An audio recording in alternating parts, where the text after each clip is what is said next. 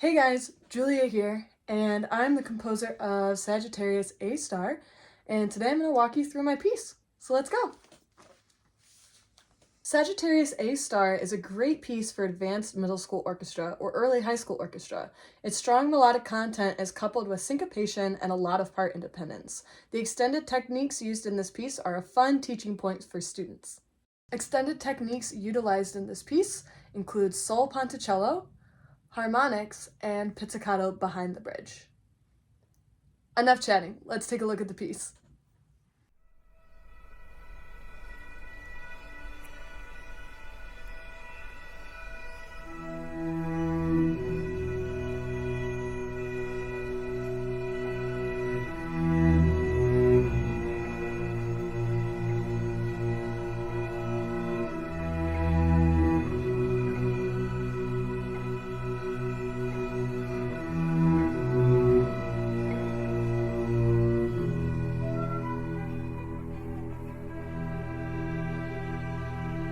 Okay, we're gonna stop it there for a second because there's a lot to unpack just in this first section of the piece. So here we're giving the audience just a glimpse at the black hole as we're approaching it, and I throw in two of our three extended techniques already here in the first 5 measures. So the first technique we have is solo ponticello, and that is going to be in the upper strings, first violin, second violins, and violas. They're going to sit on that nice icy tone here at the beginning. The stranger the sound, the better, even if they're not really getting the tone of those notes, the E's there. It's just giving us this kind of mysterious sound. They're going to sit there for a while. And then the violas, because I always feel like violas never get to be the star of the show, unfortunately. I gave them our second technique, which is super cool. And it's super easy. It's just pizzicato below the bridge. They're just going to make some really nice percussion tones there, while the lower strings give us a hint of the melody to come. Of course, the solo ponticello is definitely optional, but it's a really easy technique for younger students to do if you're doing this with middle school orchestra. If you're interested in how to teach those techniques to your students, I'm going to have another video out for you guys explaining the extended techniques a little more in detail of this piece so that you know exactly how to demonstrate those to your students. So after we kind of create this eerie, spacey black hole vibe, we're going to go on to the next part of the piece. So here we go. Let's take a listen to that.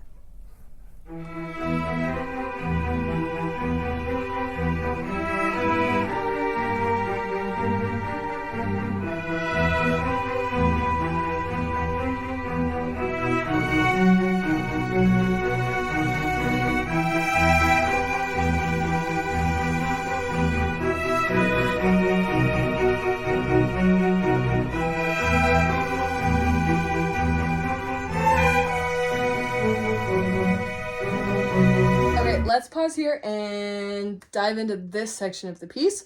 We get our main melody here after a really big grand pause. You can milk it for as long as you like.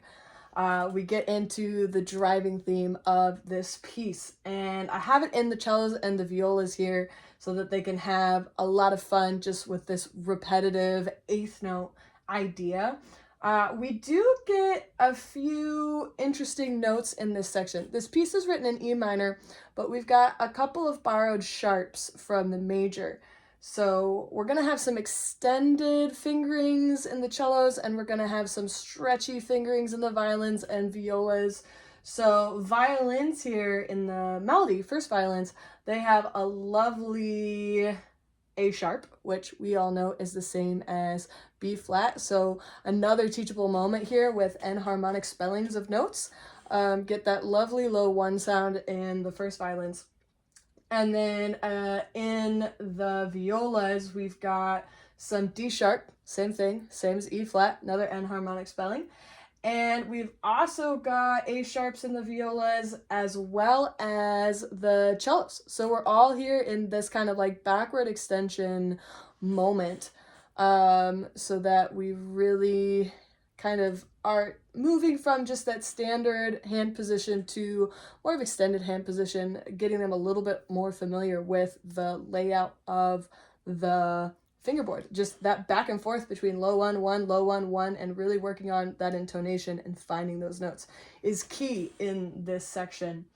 The basses are just continuing this driving idea, a little bit of syncopation here on beat 2 and 4, just kind of fighting against everybody. You know, if you have some really strong basses, they can really just crank on those accents just to really give it that attack, like, oh no, we're gonna fall in the black hole type of vibe, what we're going for here. The second violins get the melody in measures 20 as the violin ones hop up to a harmony. So again, we've got that same, everybody gets the low 1. Everybody gets the low 1, except for the basses here, but that's an easy kind of take it out of the piece, teach it to your basses so that we're all learning the same thing. So let's take a look at the next section.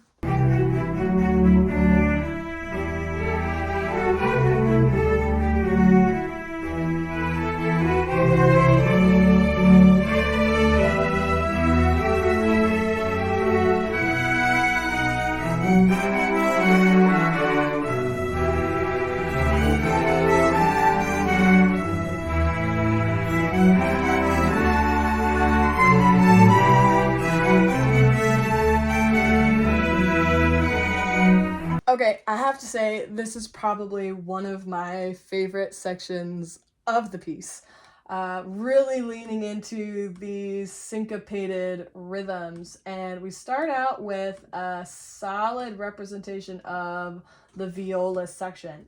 If you don't have any violas though, really easy. We've got that third violin part here that's, you know, kind of covers that if you don't have a killer viola section. But I gotta give some love to the violas, so I love having the melody in there. We've got some ties in here, the syncopated melody. We will see this again later in the piece, and everybody gets a version of this melody. So we all ba-da-da-da-da-da-da, just that tie there in the middle of the measure is really tricky for students. I spent a lot of time on this with my 8th graders, but they really felt it as a challenge, and when they started getting it, it was super fun. I would recommend maybe singing it by rote, teaching it by rote before we really get into the nitty-gritty of counting. That seemed to work really well with my kids. It's just learning to feel that pulse, feel that beat, and then, you know, sometimes the counting kind of holds some kids back. So you can go both directions with this piece, whichever works better for your group.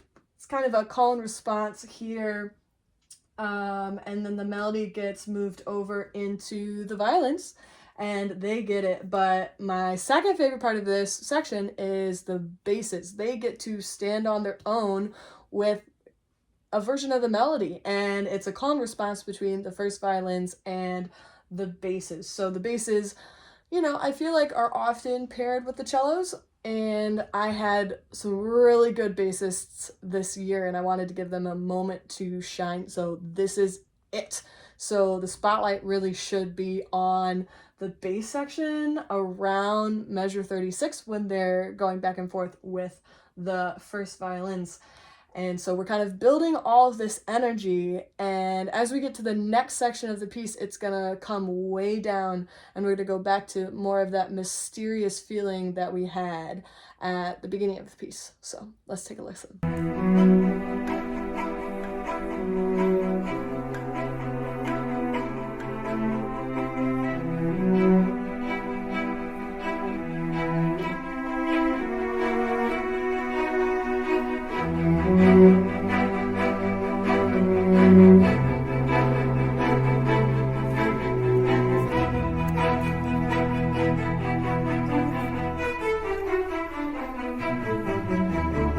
Okay, I definitely lied. I said the last section of the piece was my favorite, but this is actually my favorite part, I think. I loved writing this part. And we get some more of the extended technique. It gets added over to the violins, so they get the lovely pizzicato behind the bridge.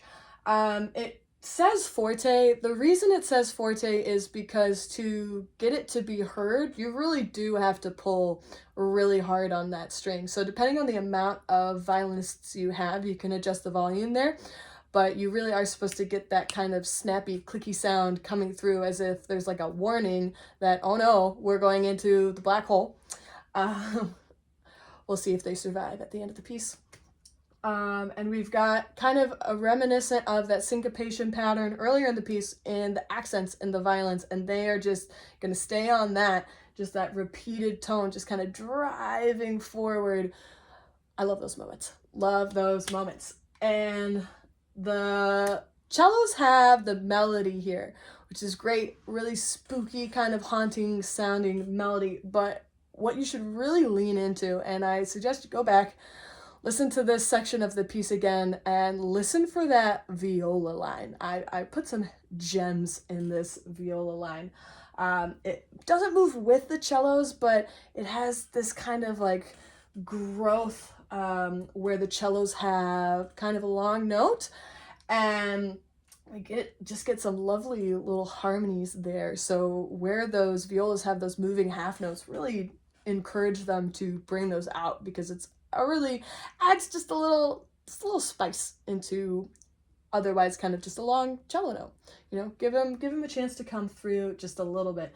And who doesn't like octave bass? I mean, you got the cellos on the melody again, you bring the basses down there, and it's just like that, whoa, gives a really big feeling of space that we're able to get with just the extreme difference in octaves in the strings going on right now. You just add that bass, you know, doubling the cello an octave lower, and it's just like, oh, it's like, give me more, please. I love me some bass.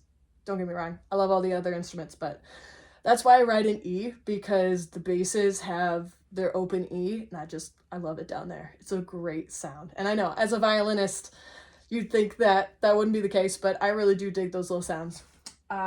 So we get into that, and then again, just this descending scale here,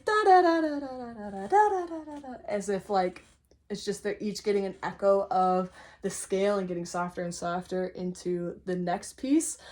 That's a star moment that you really can, you know, teach kind of communication between your kids. Like, we're passing it to each section, and you really do get out of the way when you've got that repeated E, because it's just repeated. You know, that scale is where the focus needs to be as we get into measure 60, as we get into the next section. So we're going to stop talking about that, and we're going to listen to the next section of the piece.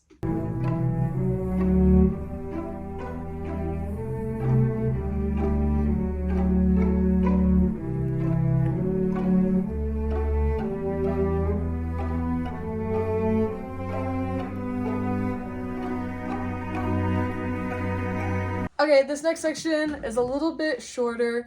It's just kind of a transition, and I love having these moments where you kind of pull back from the action a little bit. We've had really a lot of intensity up until now, and then we've got just this moment where we're kind of pulling back, and in my mind, I imagine, you know, the ship's falling into the black hole, people are worried for their lives, and just this is the moment where like your life flashes before your eyes a little bit, and you're a little nostalgic, and you're just kind of feeling like, no, I don't want to get sucked into the black hole. And it's just kind of a moment to have a little bit of a different emotion going on in the piece. So dig into that a little bit.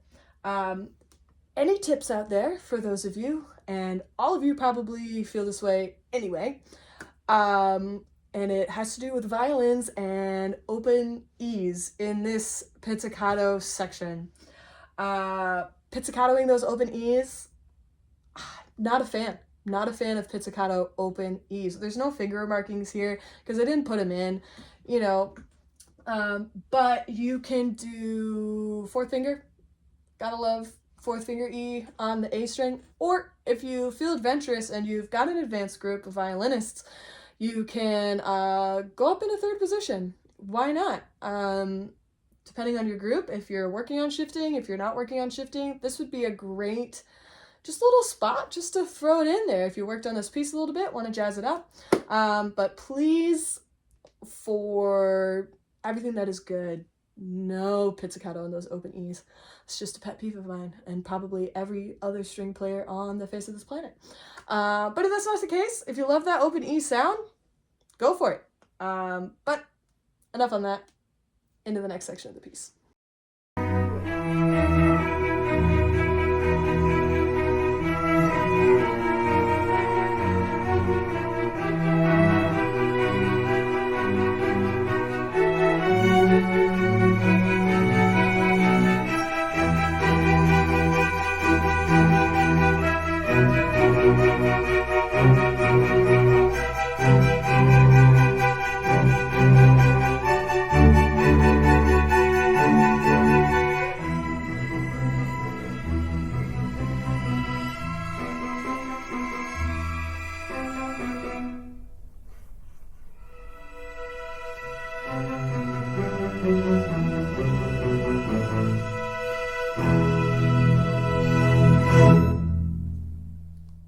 I mean, who doesn't like a big ending like that? Who doesn't like a big ending? Lots of drama. Let's go back here just for a second to talk about this last part of the piece. And if you're wondering what I'm looking at, I am just looking at the YouTube video posted by TUX People Music. Thank you, TUX People Music. They gave me permission to use this video as we're looking around. So if you're looking for the audio and you're looking for a place to follow along, please go over there. But they've got a lovely visual of the score, and you can just click through it and you can see everything, and it's great. So this last section here, we're at measure 70, and this is the comeback of the A theme, but things are going horribly wrong. I've put this eighth note pattern into the violins and violas, but it's not the same eighth note pattern as the beginning. We're just oscillating back and forth between E and D sharp. We're just going back and forth. And written in here, I have the violins and the violas playing in half position. So instead of like da na na na na na na na na na, little Batman action right there, and having to drag that first finger back and forth, just easy 1 and 2, E, D sharp, finger friends. They should be really close together so that you're not losing your hand shape going back and forth, back and forth, back and forth, back and forth, because that's where the intonation issues come from, is when you're just moving your hand back and forth and you don't know where it goes. So find that D sharp first, and then get to that E so that they can find it. The cellos and the violins are in octaves. Great thing to practice here together. This melody, again, those expansive octaves, I just love the feeling of space that they give. It's a space piece, so trying to give as much space as we can to kind of the sound environment here. The bass is the most important here, is the bowing. We've got some bow lifts, just having them just really rip on those double downs. Bah, bah. They are the warning system. We want to feel the red light flashing. We want to feel it. We don't just want to see it. We don't just want to hear it. We want to feel it. We want to feel that rumble. And that kind of, foreshadows just the next couple of measures where the cellos get into that warning sound. 78, the violins are they're just cooking. We've got fortissimo up there, just repeated eighth notes. I've taken the melody, and instead of half notes, now we're just running those eighth notes because things are getting really dire. The black hole is right there. We can see it. And the cellos and basses, again, get bah, bah, bah, bah. This is going to take a little bit of practice, depending on your group. I mean, everybody needs practice, and just the quick release, just getting it not to like extra kind of ricochet bounce on that second one. It's a great review for bow hold, because if the bow hold's not great, the retakes are not going to be great. So really just getting that nice, clear, sticky sound when they get down there on the accent. Bah, bah. Just the visual of that too, of having all the cellos and bass doing those double downs at the end of the piece. It's great. It's crowd pleaser. What could go wrong with that? Don't answer that question if you play this and something goes wrong. But we're leading up until 86, and we get the return of this sol ponticello sound. We're kind of pulling back again. We're getting maybe sucked into the black hole. It's up to your group. Maybe they live, maybe they survive. My group said that they got sucked into the black hole at the end, but hey, maybe somebody comes up with a happier ending. But we've got the sol ponticello, again, optional, but again, really accessible. And check out that video I'm going to post about how to properly do sol ponticello with your group so that you get the sound out there really well. And we've got the return of the cello theme, ba ba ba ba ba ba ba ba, and then I kind of break it up. We're getting pulled apart.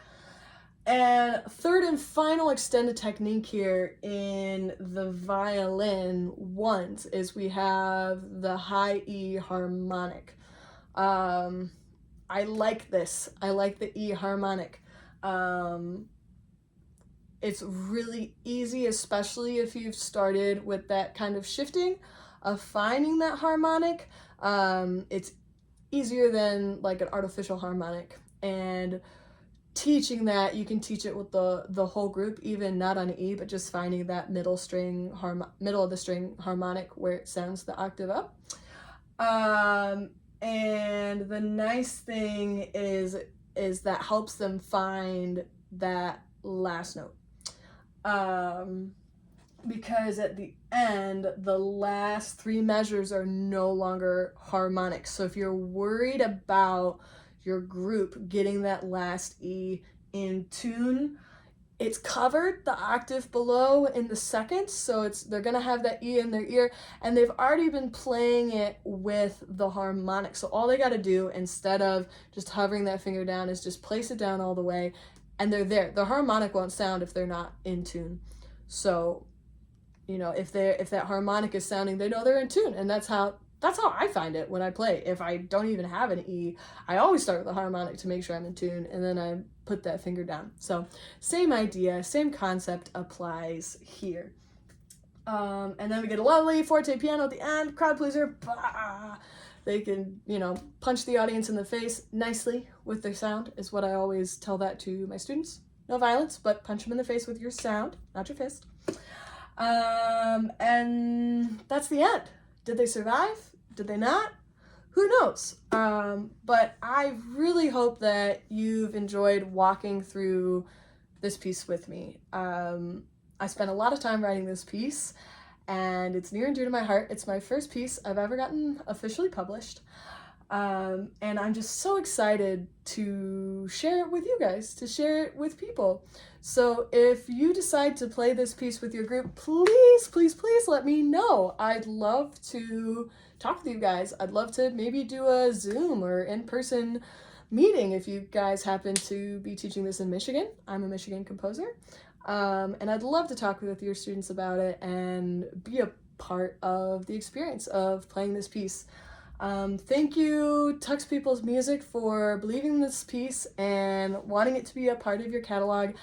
And if you are interested in purchasing this piece, you can get it at the TUX People Music's website, or you can find it on JW Pepper. You can find a link to it on my website. All of those things are going to be either somewhere on the screen or down below for you to find. So thank you so much for walking through this piece with me, and I hope you enjoy journeying to the center of our galaxy. Thanks, guys. Bye.